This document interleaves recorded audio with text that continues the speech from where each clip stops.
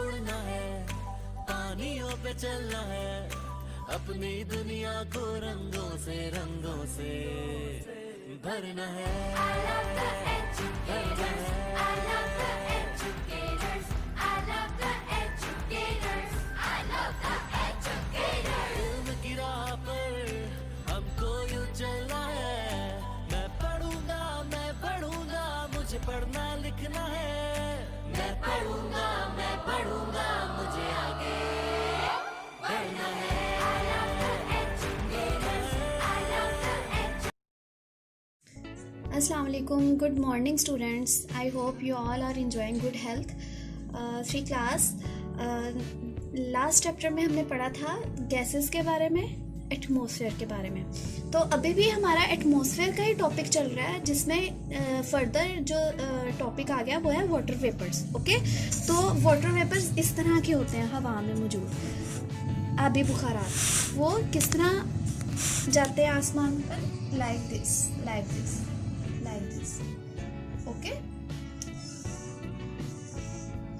Okay 3 class. यहाँ पर हम पढ़ने वाले हैं this one topic on page number 59. Okay, the air in the atmosphere contains a lots of water. When the sun shines on the sea, water gets heated. Some of the water changes into water vapor and rises in the air. When this water vapor is cooled by the air, it turns back into tiny drops of water which float in the air. Okay, last हमने ये जो paragraph है इसमें ये पढ़ा है, मैं आपको बताती हूँ कि जब सूरज की तपिश जो है वो पानी पर पड़ती है, यहाँ से सूरज निकला हुआ है, ठीक है। सूरज यहाँ से निकला हुआ है। जब सूरज की तपिश समंदर पर पड़ती है, ये समंदर बना हुआ है। ओके, समंदर का पानी जो है वो इट गेट्स हीटेड, वो गर्म हो जाता है। उससे क्या होता है, वो वाटर जो है वो चेंज होता है वाटर वेपर्स में। वाटर वेपर्स उड़कर हवा में चले जाते हैं। ओके, तो ये वाटर वेपर्स जब ठंडे हो जाते हैं हवा में, तो फिर वो वापस आ जाते हैं टिनी ड्रॉप्स की शक्ल में, और वो हवा में मूव करते रहते हैं। वो वाटर वेपर्स कहलाते हैं। आपको पता है वाटर वेपर्स हवा में किस टाइम मौजूद होते हैं?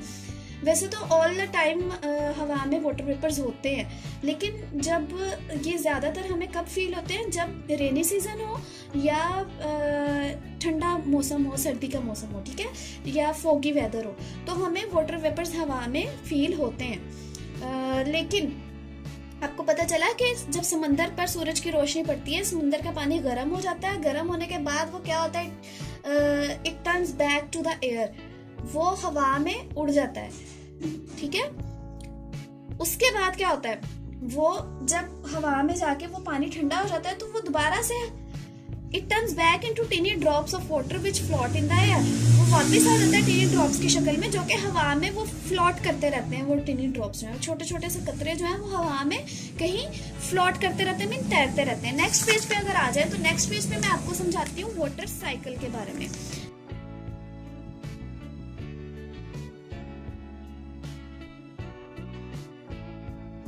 Water cycle is the most important topic. Okay.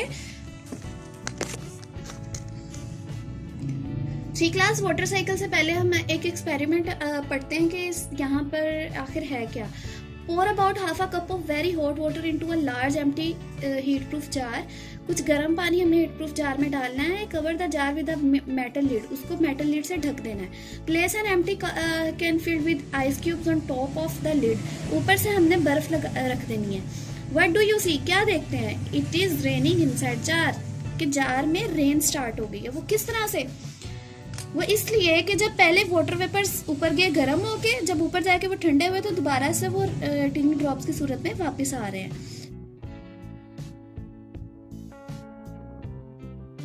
तो ये यहाँ पे तो आके नीचे गिर जाएंगे, लेकिन जो टिनी ड्रॉप्स हवा में जाते हैं, तो वो आके हवा में ऊपर जाते हैं, तो वो ठंडे होके जब नीचे आते हैं, तो वो हवा में कहीं फ्लोट करते रहते हैं।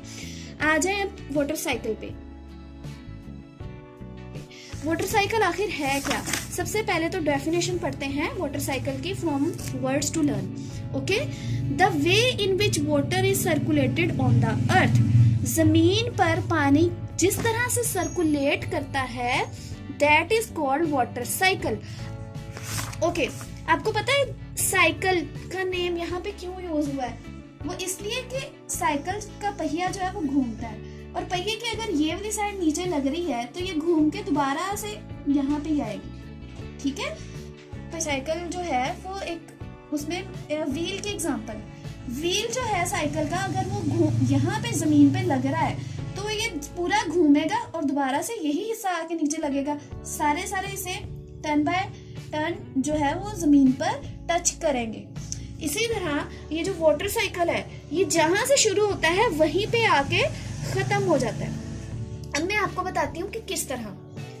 अब देखें, समंदर, यहाँ पे मैं पढ़ती हूँ, high up in the sky it is very cold, आसमान में ऊपर बहुत ठंड है। Water vapour that rises high above the land cools down to form clouds.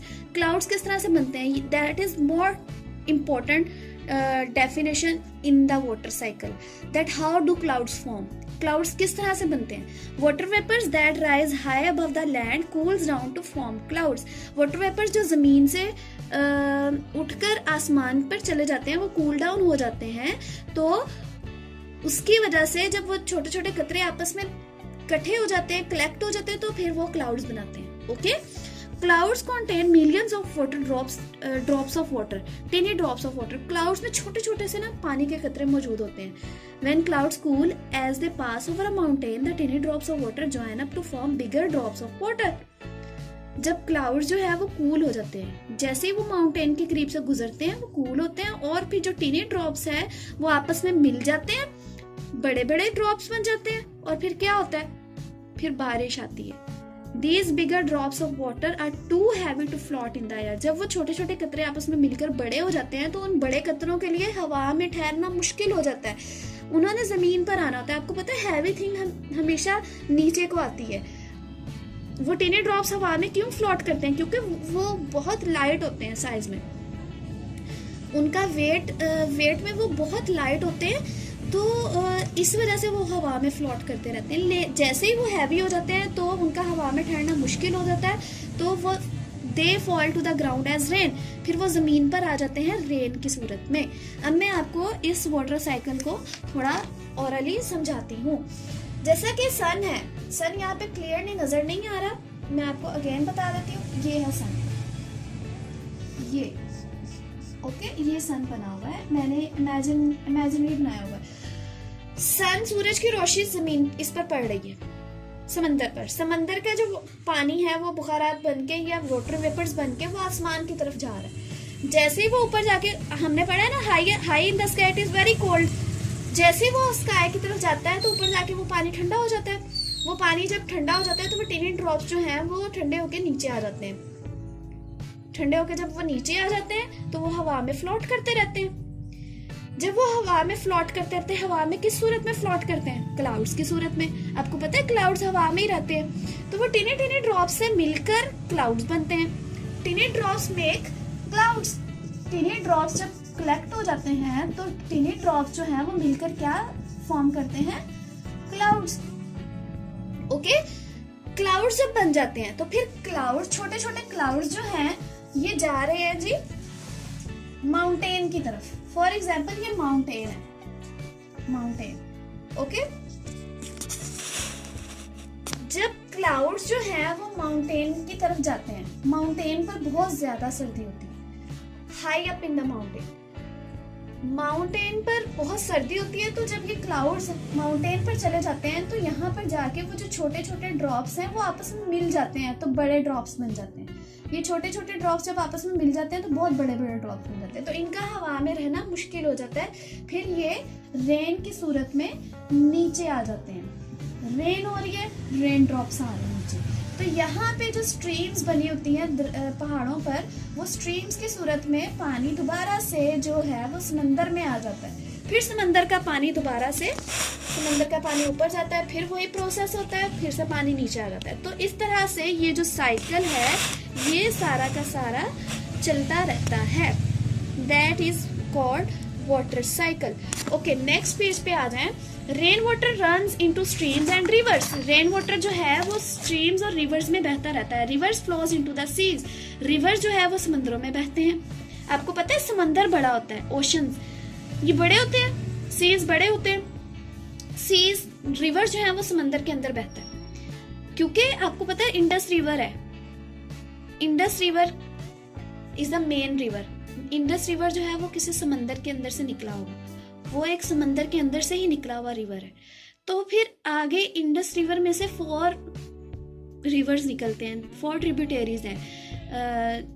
अब तो 5 हो गई हैं, 20 रिवर भी आ गया है। Okay, in this way the water on earth goes round and round. इस तरह पानी जो है वो जमीन पर राउंड एंड राउंड होता रहता है। ये जो सर्कल है ये चलता रहता है। ओके, ये जो सर्कल है ये इसी तरह पूरा का पूरा चलता रहेगा। Like the water vapour in the atmosphere forms cloud, rain, snow and hell. It also forms mist and fog. ये बहुत इंपॉर्टेंट लाइन है 3 क्लास। वाटर वेपर जो है हवा में क्लाउड्स की सूरत में, रेन की सूरत में, स्नो और हेल की सूरत में। हेल होती है जब ओले पड़ते हैं, आपको हेल कहते हैं ओले जो पड़ते हैं। It also forms mist. Snow जो होती है वो बर्फबारी होती है, जैसा कि ठंडे इलाकों में हो जाए। हेलिंग यहाँ पे गर्म इलाकों में भी हो जाती है। It also forms mist and fog. तो मिस्ट और फॉग में भी वाटर वेपर्स ही मौजूद होते हैं। नेक्स्ट वीडियो में 3 क्लास हम टाइप्स ऑफ क्लाउड्स पढ़ेंगे इंशाल्लाह। और आई होप कि आप सबको ये समझ आ गया हो वाटर साइकिल अच्छे से, और पिछली वीडियो में आपको जो गैस वाला चैप्टर है वो भी अच्छे से समझ आ गया हो। ओके, अल्लाह हाफिज़।